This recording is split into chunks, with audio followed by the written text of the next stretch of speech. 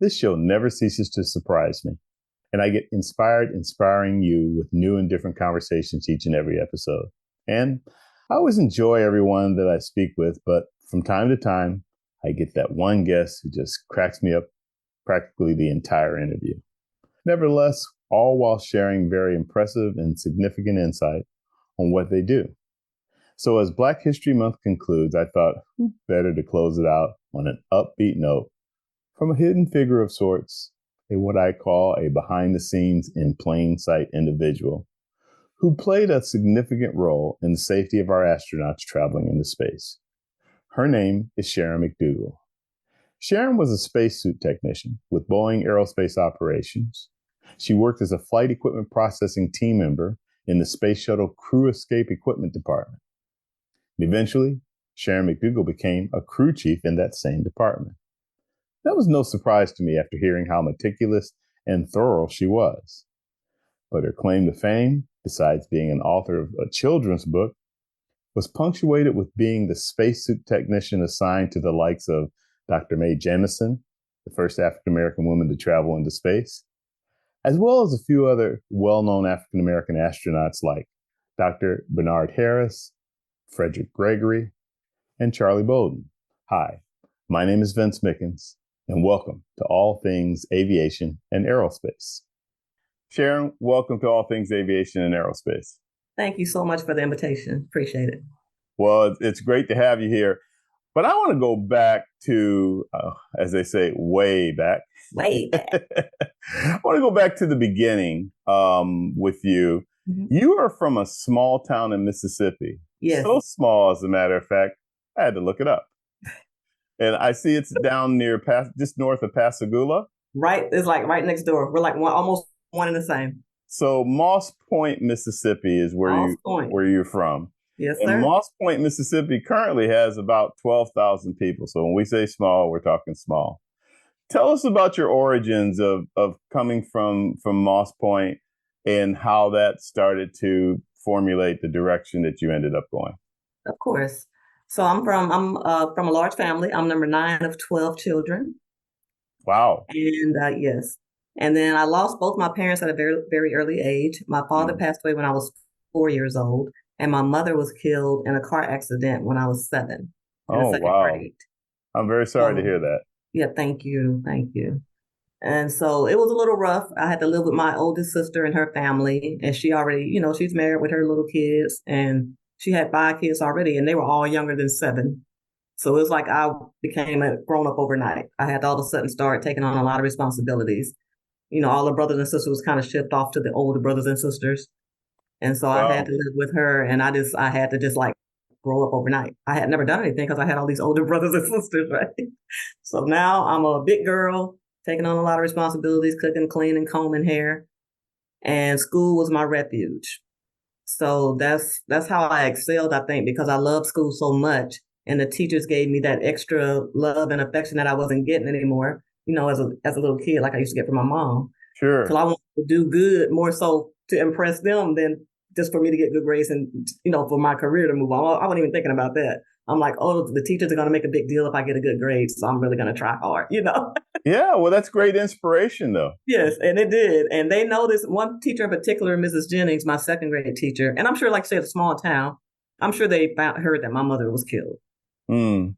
And so she went out of her way, and she gave me extra hugs, extra attention, little pats on the head. Isn't it wonderful when it's that one teacher or one person in your life that makes all the difference in the world? She made all the difference because I didn't know what depression was then, but I know I was depressed. I didn't talk for a long time after my mom got killed. I was just real stoic. And I was always that kid to raise her hand in class, excited, happy. And then all of a sudden I'm just staring out the window at school. I'm just going through the motions. I just didn't understand. And the way it happened, when my mom got killed, nobody even sat me down and said, hey, mom's gone to heaven. Our mom got in a car accident. So I didn't even know my mom was dead. I just thought, where is she? Oh, my gosh. And so I'm seeing everybody That's being pretty traumatic. Somber. Yeah, it was. And know how I found out? The day of the funeral. They put all the kids on the front row. I walk in and I see this big long box, in front of the room. And then I kind of, tiptoe, and I was like, it looks like my mom, but you're all pale. And then when I realized, I kept looking, I was like, that is my mom. And I just held my head down. And one of my sisters laughed the whole time because I realized now what was going on. I done pieced it together. So like I said, I never had that talk. So that kind of messed me up a little bit.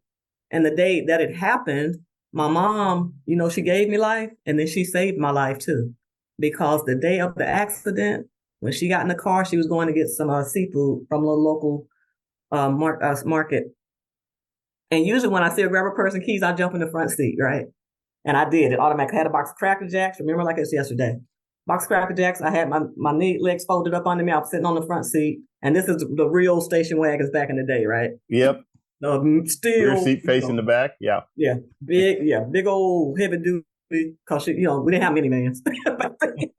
So I jumped in the front seat. I got my Cracker Jacks. And she got in the car. And she paused. And she's like, you stay here this time, baby. It's like that. And I said, she knew something. She had never told me to stay here, get out the car and stay here. So I pouted for a minute till she gave me that mama look. And then I got my butt out the car. And, wow. And not even, and like I said, the blocks aren't big because it's small, a little small town. So about, I want to say maybe 3 blocks from our house, she almost made it home. Wow. It had rained just a little bit to slick the streets, and this guy under the influence hit her and killed her.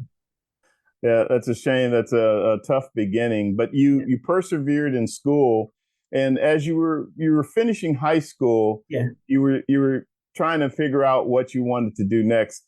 What I want to ask you though is, did space fit in there, or space exploration come to mind at all while you were in high school, or was that something that came about later after you decided to? Well, I'll let you tell the story. Yeah.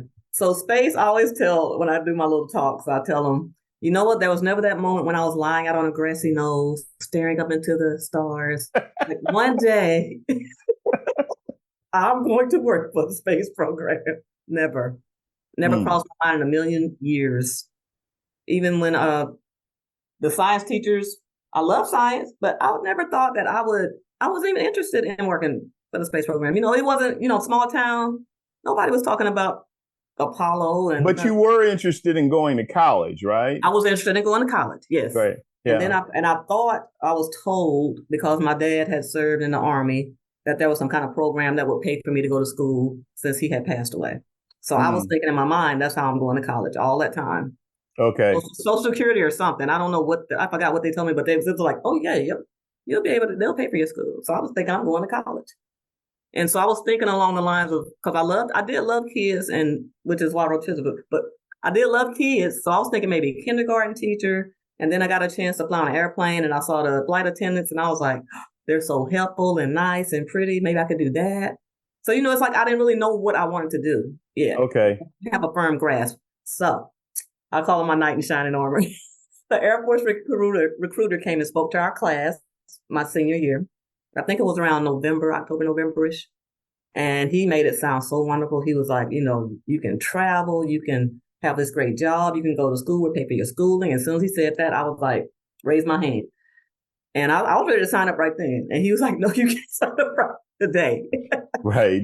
That February, on my 18th birthday, which is tomorrow, on my 18th birthday, I actually went down to his office and enlisted in the Air Force. They wanted me to come in early, but I had the grades, of course. But my principal didn't want to set that precedence and start letting people graduate early and everything. And I'm glad she didn't. And this is where people were set in place for me. Of course, my sister took, let me live with her as a child, the teachers along the way, and then the Air Force recruiter. And then by my principal not letting me graduate early, it set me up to have the amazing job that I did end up with. So when you enlisted in the Air Force, how did you end up in the job that you got? You ended up as what was it called? Aerospace physiology specialist? Yes, sir. Okay. So you take a test. For those that don't know, before you enter the military, you have to take a test, some type of kind of like aptitude test. Yes. And it's got different sections. So they look at your strengths and weaknesses, and they place you in the career they think is best. And of course, positions that they need to fill as well, not just what they think you're best for. Right.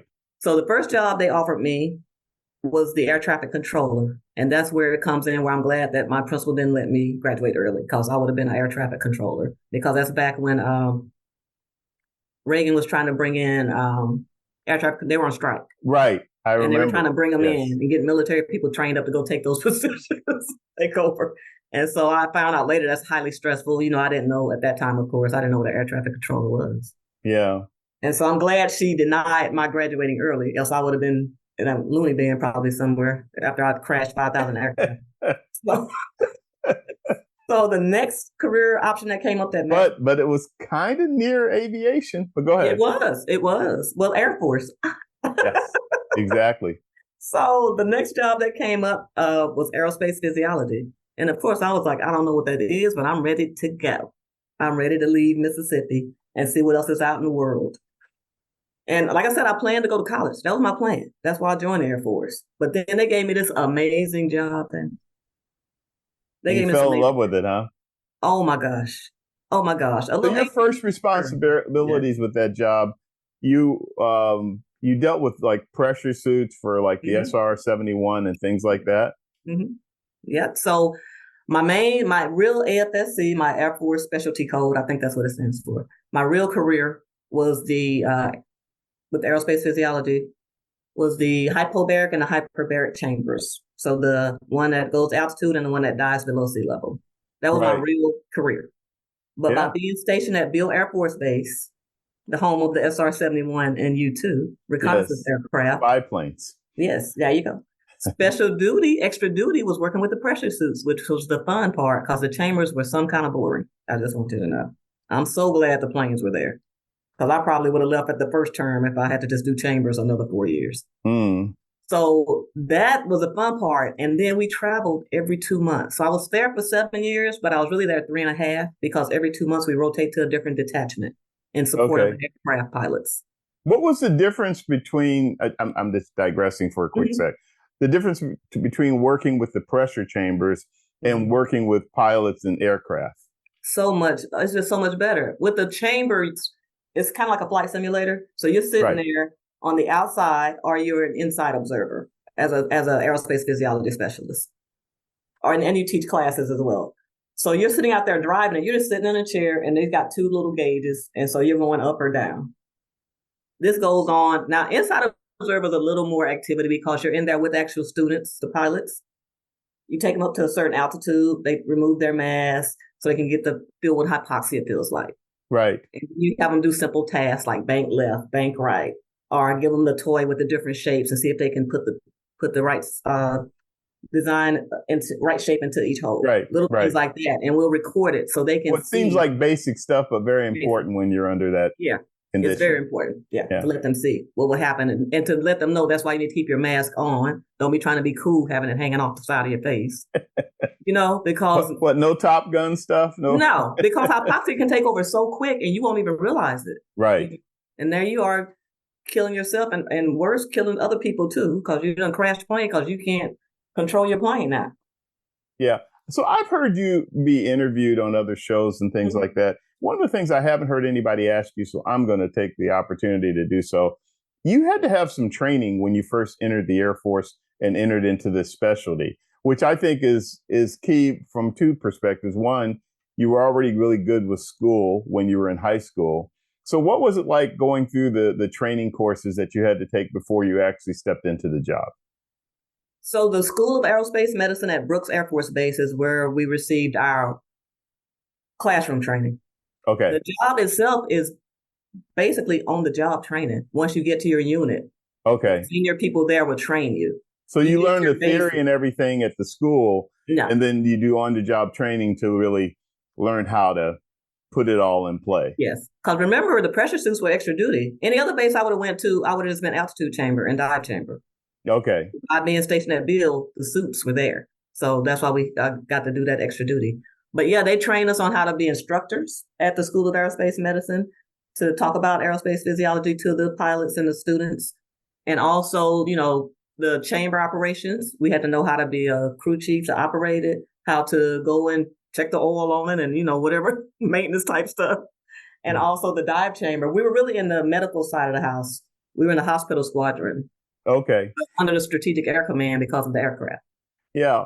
Well, I was just going to say, though, besides the technical part, a big piece of it is how you interact with the pilots. Yes. And you seem to have a knack for that starting back then that carried all the way through when we finally get to NASA. We'll talk about that. But even then, pilots, have reputations. We're known to be, a little bit cocky sometimes and things like that. But you seem, from the background I saw on you, the photos I've seen and things like that, your pilots seem to like you.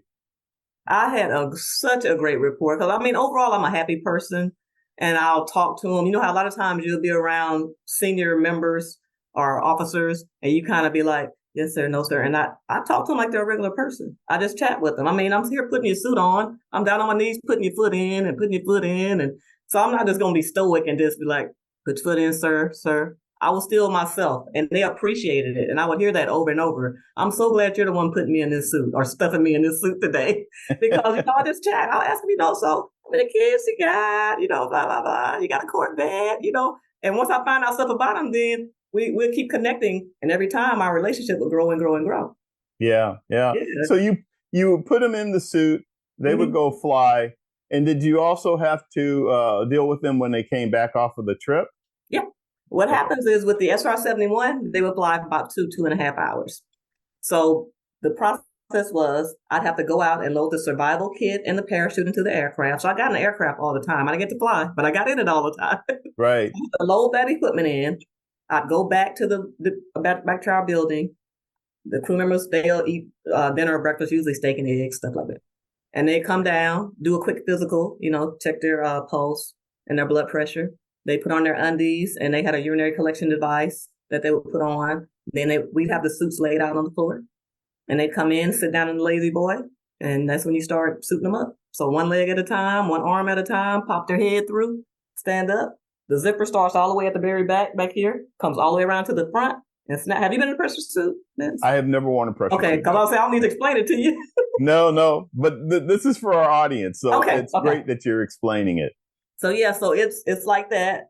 And you can it's more difficult to put it on by yourself. So, we're there to make it a little easier and to tell them about it and train them about the different parts and pieces as well. So once they get the suit on, we immediately put their boots on, and after zipping them up and everything. And then we put the communications cap, and in the Air Force, it was just a helmet it housed the communications, the microphones and everything in the helmet. It was already part of the helmet. Everything. Mm-hmm. And then they even had the little section where they could pop their glasses in. They would have shorter arms, and they would slide into the Velcro. So if they needed to wear glasses. Yeah. And then it was a face seal instead of a neck seal like the astronaut suit. It was around their face. Gotcha. Yeah. So it's pretty technical. And I guess one of the questions I would ask too, I would imagine you had to be familiar with the aircraft system specific to the suit. Yeah. Well, it's just, and it was so tight too. Yeah. So what happens is once I suited them up in the suit room and I have to test to make sure the suit pressurized, their oxygen's flowing and everything before I take them out to the aircraft. It's a tall ladder that goes up to the aircraft. And anybody familiar with the SR-71, it's up a little high. So it was called a how down. The ladder had a platform. So we'd walk. They had liquid oxygen that they would hook up to their suit to keep them cool. And it's a big old yellow box that you probably seen crew members carrying when they're in the suit. Yeah. We would carry the box, walk up behind them, up the stairs. They'd step into the cockpit. Then I would lie down on the how down. Most times somebody had to hold my feet because I was tiny. I was a little bitty thing, about 100 pounds. And I would have to hook up. They had spurs on the floor of the aircraft. And this would hook up to their boots. They had the spurs on their boots, I'm sorry. And then there was some little balls on a cable that you hook up to the spurs. And that was, in case they had to eject, it would automatically snap their feet back. So their legs aren't flailing and get chopped off in the process of bailing out, ejecting. So that's the first thing. Okay. I was going to ask you, how long did you do this in the Air Force before you started transitioning to the civilian world? 7 years. Okay. In a couple of months, but 7 years. And what was that transition like? You come out of first of all, what made you decide to come out of the Air Force after only 7 years?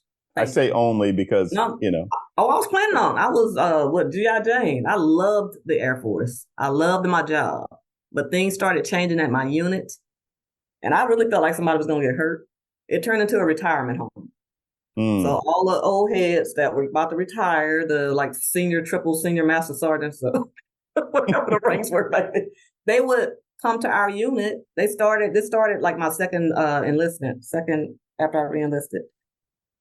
People just started coming there like I said, it was like a retirement home before they got out. They came there. And in the military, because you got the most stripes, you're over somebody that knows everything and been there a long time. Right. So they put this guy over me. All he does is walk around with a coffee cup, right? I pretty much give him a tour of the building. So he doesn't even know the suits and all this. And I know they put him with me because I was good at what I did, and they knew he wouldn't have to worry about nothing because I know what I'm doing. And so he's now watching me. He's gonna make sure I hook up a crew member right in the aircraft. He's gonna make sure I'm doing my job right. He's looking over my work. Right. So And you took taking so much pride in what you do, you didn't need that kind of oversight. But just the fact that he didn't even put forth no effort to even really try to learn anything. Right. Like I said, one of a coffee cup guy, we're just waiting his time out. But they had to give him something to do, And he's out of the aircraft, and once you strap in, somebody else, since he's supposed to be over the supervisor because of his rank, he just looks in. He doesn't even do any manual check to make sure things are, connected, fast working. and they connected. Yeah. I mean, mind you, I would never do nothing like that on purpose. But I said, if I was that kind of person, for them to just give people that title just because they have more stripes. Yeah. And you now they're watching you were very concerned about the completion of your work and the safety for the people you were doing it for. Yes. So that actually is, it's unfortunate that you experienced that, but you went ahead and you got out. And then, did you know when you got out that you would want to continue to do or have an opportunity to continue to do something similar to what you were doing in the Air Force? I had no idea of this. I was struggling. When I got out, I thought, I'm so awesome. I'm going to get jobs just flying left and right coming my way. Not one. I'll remind you, I was stationed in California, so it was expensive too. And I had never been a real grown-up, a real adult, because I had been under Uncle Sam.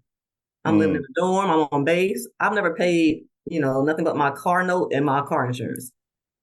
I mean, everything on base is free. You eat. Right. So I had never really been an adult after I started thinking about it. So when I left the Air Force, I was like, I didn't think this through. When we're young, a lot of us don't. So yeah, you just jump and do stuff. You just do things. And when we get older, we think too much, but that's another conversation. Right. And so I got out and I'm like, what am I going to do? So a friend of mine, he was on assignment for 30 days. So he let me stay at his place while he was gone out of town. Thank goodness, because I really don't know what I would have did. So I stayed at his place till he got back. And then my roommate from the Air Force, she was already out prior to me getting out. And she had an apartment in Sacramento. So she let me bunk on her couch, on her futon, which was hard. Thank goodness for friends, huh? Right? And we're still in touch, both of them. How long did you have to do that before you landed your next opportunity? I had to do it for 6 months. Okay. Probably felt like forever, though. It really did. Because I had 3 part-time jobs. I was cleaning the office building at night. I was putting price tags on clothes for a local department store. In I always say, remind me of probably what child labor would look like, in a hot building. And then the other job was working in the Office Depot stocking shelves because nobody would hire me full time. They'd want to get benefits. So that brings up a couple of things. One, Sharon, that had to be really tough for you mentally. It was. When you were so good at what you did while you were serving in the Air Force. Yeah. You were at the top of your game, so to speak. So that had to be really tough. But the other aspect of it, it brings up that subject that, this was a while back, but the opportunities for veterans or lack thereof once they have finished serving and how that transition comes into play as a civilian and things like that. And it sounds like you got a real hard taste of that, along with the fact that it was probably messing with your head that, hey, I'm good at something and I can't do it right now. So, but 6 months later, what happened? Boy, I tell you, another person set in place, another angel. One of my friends that was at the Physiological Support Division with me, PSD. I'm going to do an angel count because they're adding up. But Yeah, go so ahead. I'm telling you, you can't. Nobody's been successful without having people helping them. I don't care what they say. I agree with you wholeheartedly. Yes, sir. And so now I'm struggling. I'm getting no sleep. I have no benefits to go to the doctor, the dentist, or anything. And sleep, like I said, sleeping on my friend's futon. I don't even have my own phone because that's before cell phones, right? I don't have a number for nobody to call me or emails. That wasn't all.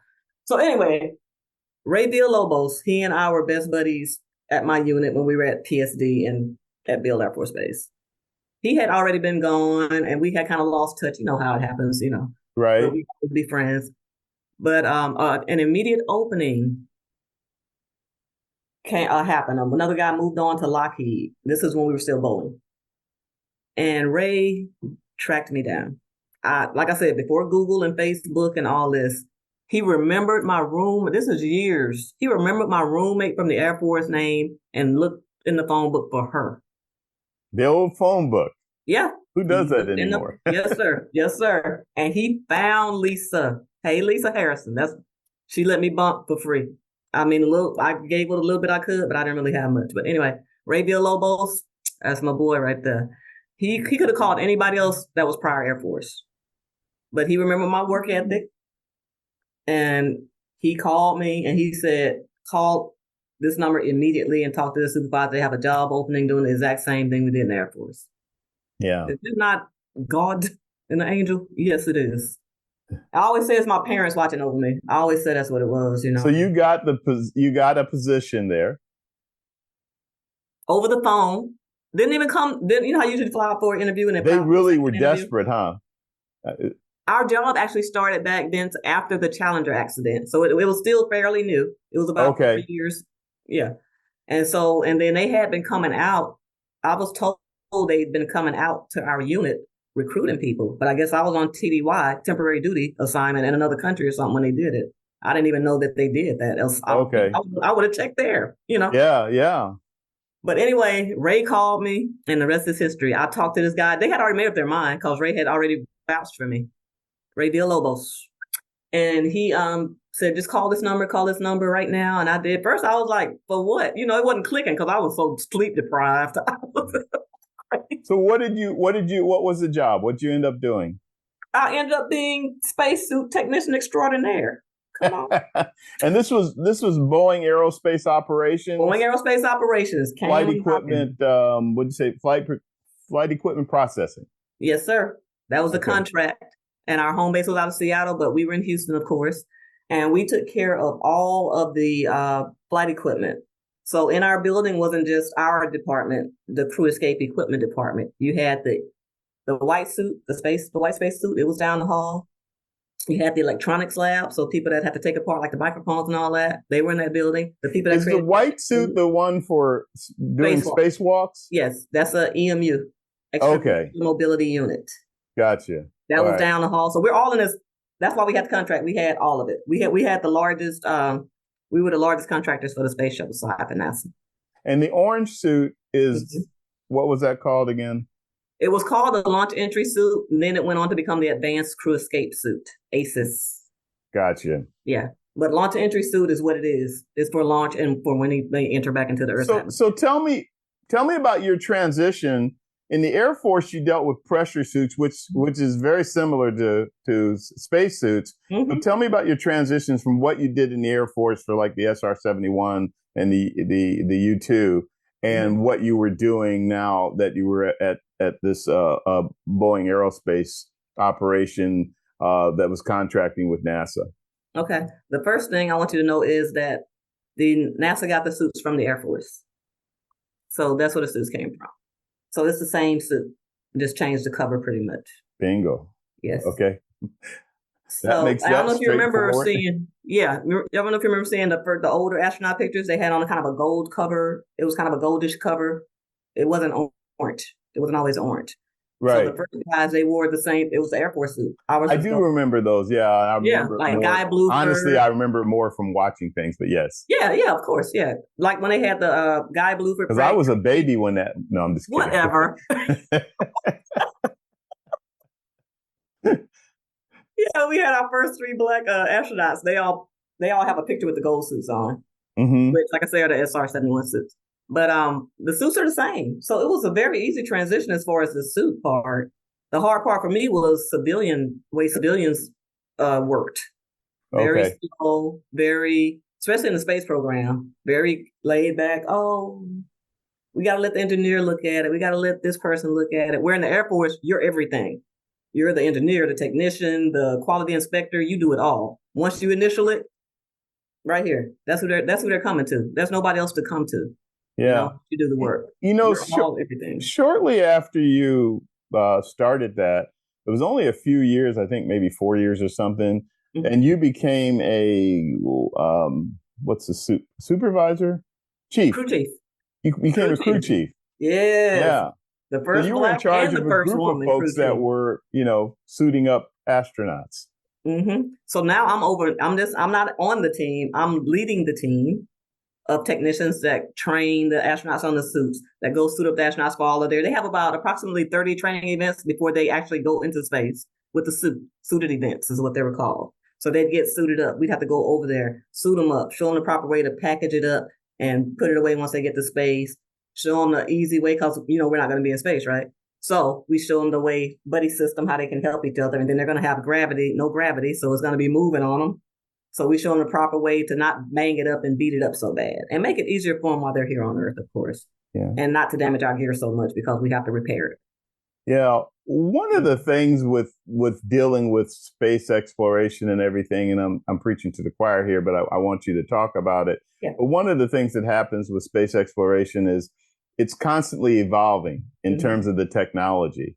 And I'm sure with all of the years that you did this with NASA, that you were part of that evolving technology, and I bring it up for a couple of reasons. One, was there ongoing training with that when something new or a new design would come out? How did that work?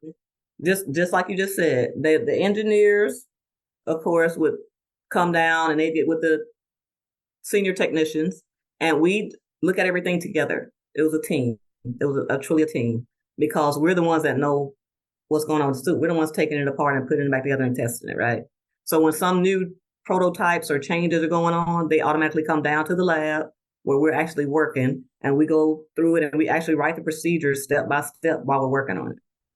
Because we're doing the work. They'll have a basic foundation of what they think should be happening, but we have to go in and tweak it and say, no, you need to put that pressure there, or that torque should be 10 inch-pounds instead of 8 inch-pounds, or, things like that. Sure. And work through it and make sure everything is smooth. And then we'll do a test run and tweak it some more, test and retest until you get it right. But that's how it happened. We didn't have a lot of changes with the suit while I was there. Thank goodness. Okay. Yeah. How important was feedback from the astronauts from their experiences after they've gone out on a mission, gone in orbit or even, just the various missions that they would go out on? In other words, would they mention something to you and then maybe you told the engineers, or how did that happen? Yeah. And it's rare because they train a whole year before they go.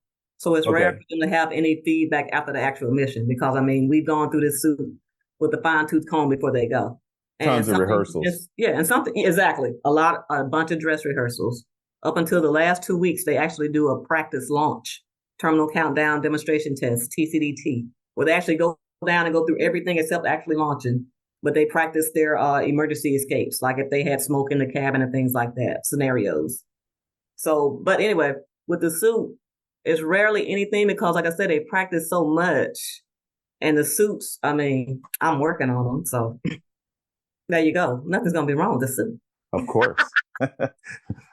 I should know, right? If you should have asked somebody. No. Right? You got to ask somebody. So, the biggest thing that I try to do with this program is inspire the up and coming generation and let them know, most importantly, of the ton of opportunities that are available in all aspects of both aerospace and aviation overall. And being more specific with aerospace and space exploration, and you coming through the grassroots way that you have. Yes. And the fact that you actually have taken an active role now in inspiring young people I don't know where that came from, but anyhow, what's your overview with that about, a kid in middle school, high school Mm-hmm.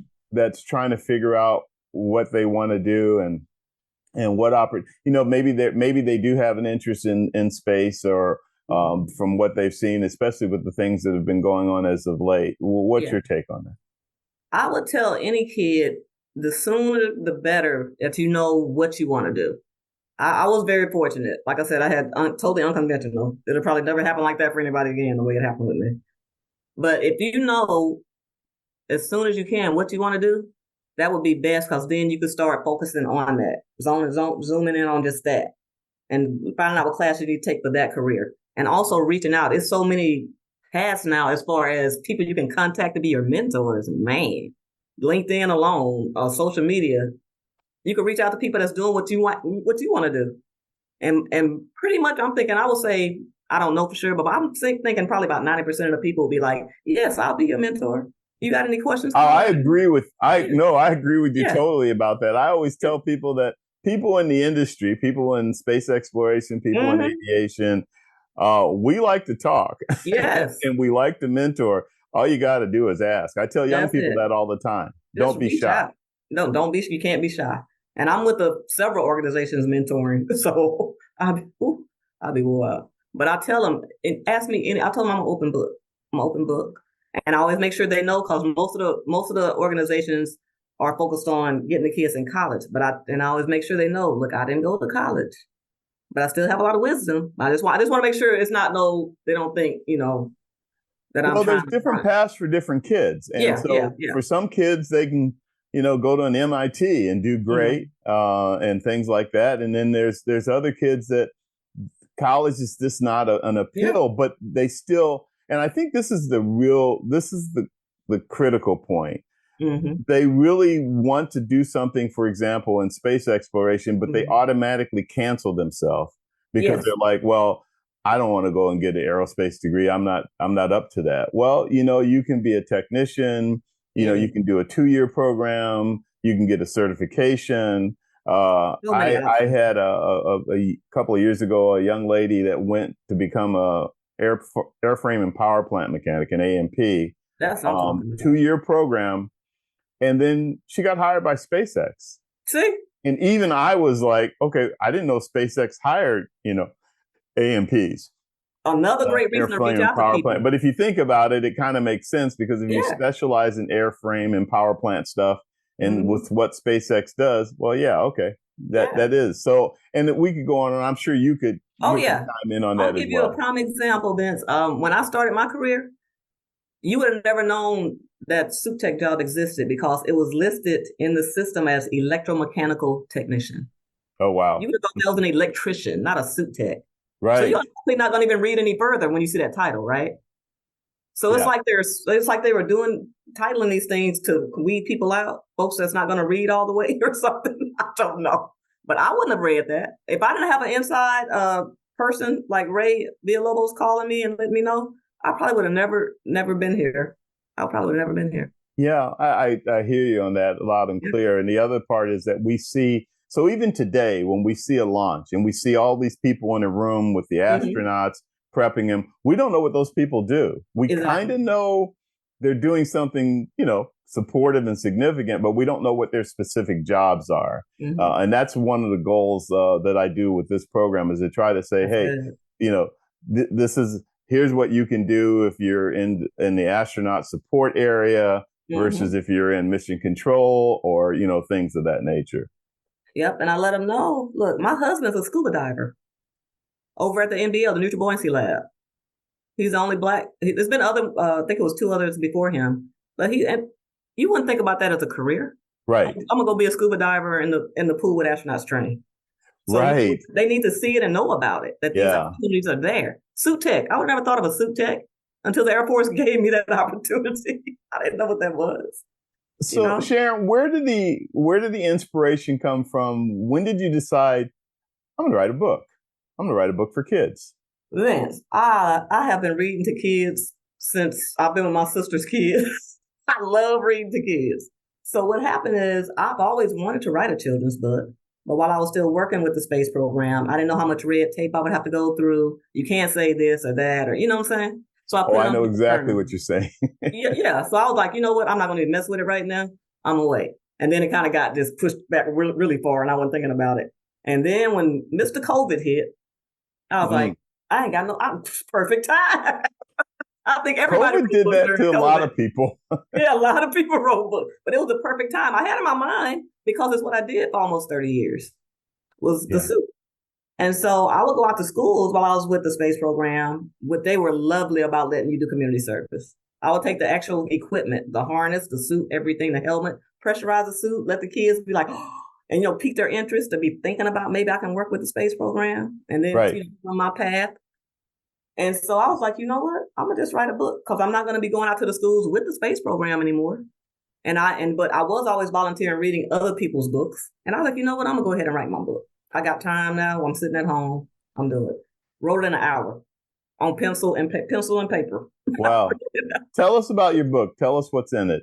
Suit Up for Launch with Shay.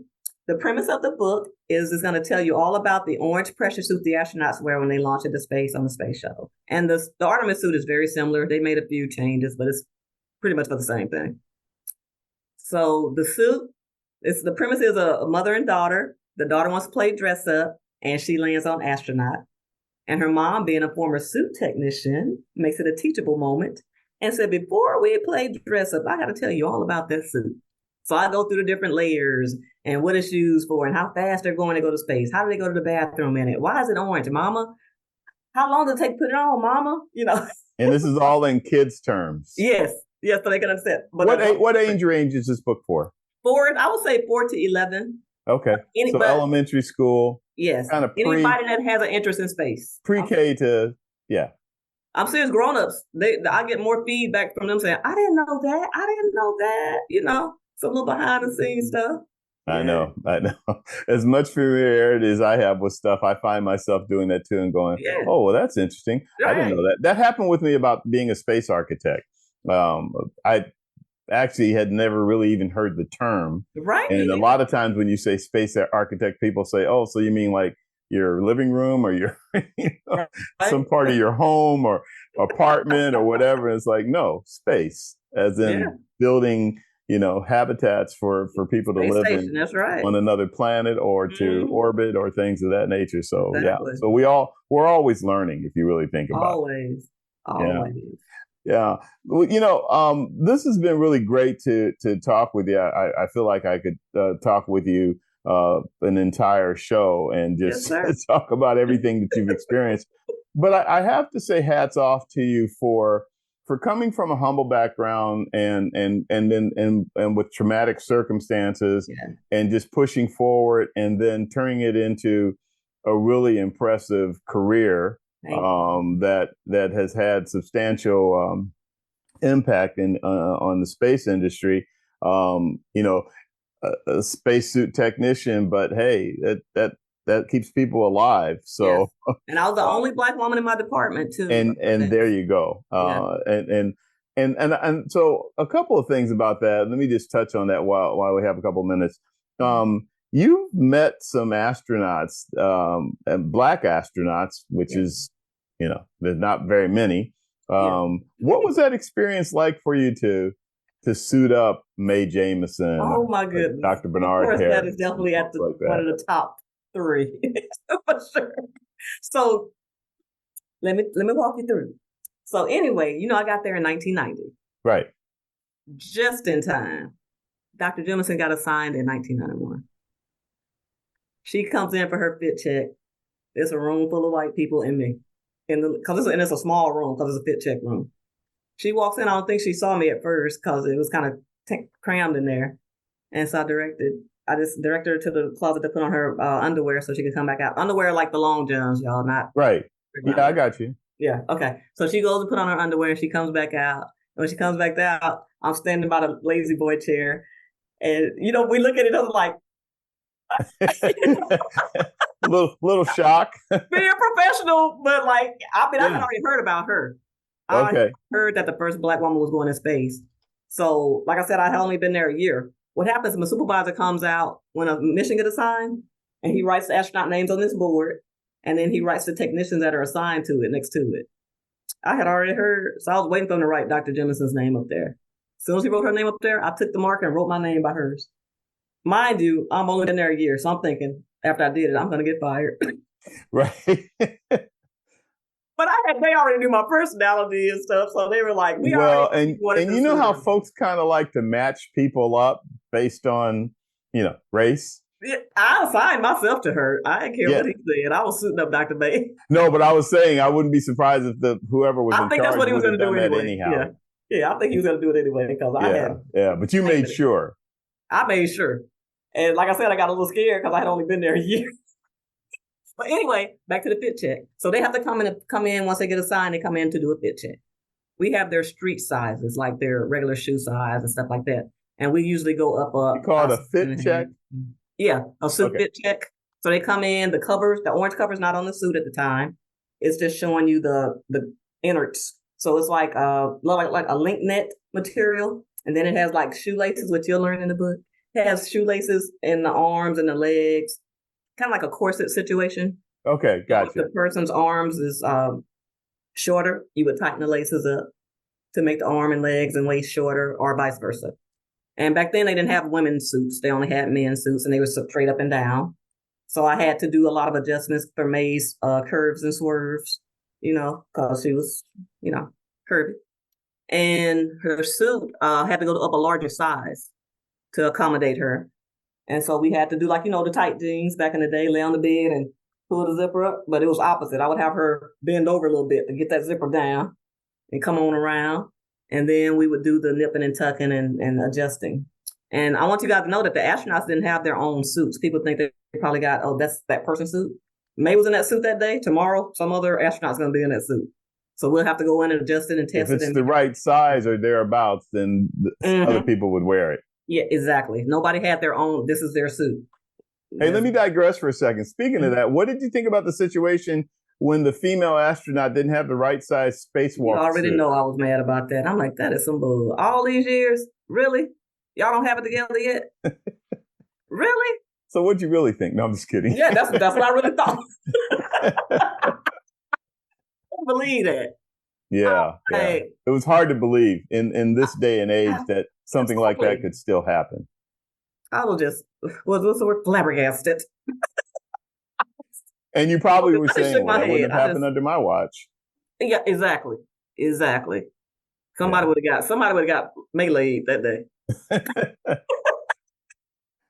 Hey, listen, we're going to have to wrap it up, but any final words of wisdom and advice for, the young people? A lot of people that listen to and watch this show are currently in school or they recently graduated, and they're still trying to figure out what their next steps are. A lot of them are very interested in a career in aviation and aerospace, but don't know, what direction they're gonna end up going. What's your overall advice, just from life experience and your perspective on things? Before I get to that one, I want to say this for the people in leadership roles, to give people a chance. You can't just go by what's written on a resume. You need to actually talk to them, see what they're about. I actually brought people in for interviews. People are so hung up on the HR terminology and things like that, so they don't even they miss out on a lot of good people because they're not giving people a chance. I had more people trained that didn't have any suit tech experience that end up being some of the best suit technicians because it was on-the-job training. You could talk to somebody. In my case, if they knew how to turn a screwdriver, I could train them to work on that suit. If they had any kind of comprehension level, I can train them to work on that suit. So don't just discard people because they don't fit the little keywords that in the HR list. Give people a chance. And that bothers me. That bothered me a lot. So when I made it to management, I made sure I gave people a chance, and it turned out great. And I know sometimes it won't, but you got to still give people a chance. No, I'm glad you brought that up. I think that brings a very valid point. And, one of the challenges with the modern day of job hunting is a lot of it is online. But the artificial intelligence can kick somebody out because of one little thing, and they may have been the best hire you could have come across. Thank you. There are people. So I'm glad you mentioned that. Yeah. And so for the kids that are still going through it and trying to get there, a lot of times we tend to just shy away and shrink down because someone says no to us, right? Don't do that. You know what? No means next opportunity. And rejection is just redirection. Move on and do something else. Don't just dismiss your whole life because somebody told you no for one thing that you wanted to do. There's so many opportunities to do anything you want to do, and you can do anything you want to do. Shoot, I'm a prime example. I didn't even know what I wanted to do, and I did. Yeah. I made the best of what was given to me, and just work hard at whatever you do decide to do. Be the best at it. Don't worry about what Sally and Sue and Biff and Bob doing, or what they're making, or how much they're pay, or they got a raise and I didn't. You be your best authentic self and bring that to the table every day. And believe me, it'll pay off, because it definitely paid off for me. Yeah, couldn't have said it better. I was just thinking of Brigadier General Charles McGee, the Tuskegee Airman that lived to 102, and he had the 4 Ps, and one of the ones that stands out flashing to me is persevere. Yes, you got to keep going. Yeah, because I could have easily been a statistic then, easily in my situation, because I was living with my sister. So it was like, I'm her sister. I'm not. She didn't look at me as her little kid. I was like her sister. So I could have been that statistic, pregnant young and all that, but I knew I had a good head on my shoulders. And kids, I always tell the kids, just because you see adults doing something, if it's right or wrong in your little heart, in your mind. You don't have to do it just because a grown-up did it. I preach that a lot to the kids, because they know what's right and wrong. So just because you see adults doing it, don't just go that way. And that's what I chose to do. Yeah. Sharon, tell us where we can get your Suit Up for Launch with Shay. Of course. That's it in the background. You can kind of see it back there. Yep. On my website, SharonMcDougle.com. And I'm all over social media under my name as well as under my book's name. You're on Twitter, LinkedIn, TikTok, Instagram, Facebook. Yeah, exactly. I'm out all there. All of the above. Just Google me, y'all. I'm out there. I'm all over right, exactly. Actually, when you do Google you, all of your stuff comes up like... Yes, sir. Yeah, Miss Popularity. Well, somebody got to do. Hey, it's been fun talking to you, but it's also been very insightful about your path and your career and how it can apply to others that are also trying to, go into a great industry. We'll close on that note. I'll let you what's your perspective on the space industry as you see it now? I think it's going really well. I really do like having all of the different privatized programs, because it gives more people opportunity to work with the space program and also to actually go into space. Whereas, with NASA, you just have that one sector where you can go into space and work with the space program. Now you have a lot of other opportunities spread around. So I think it's going really great. Yeah. Being more diverse and everything. It is. It's diversifying on all fronts. Women, people of color. Yeah. And there's still plenty more opportunity. And even people with disabilities, you see. Yes. Good point. Mm-hmm. Sharon McDougle, thank you very much for your time. Thank you. It's been a pleasure chatting with you.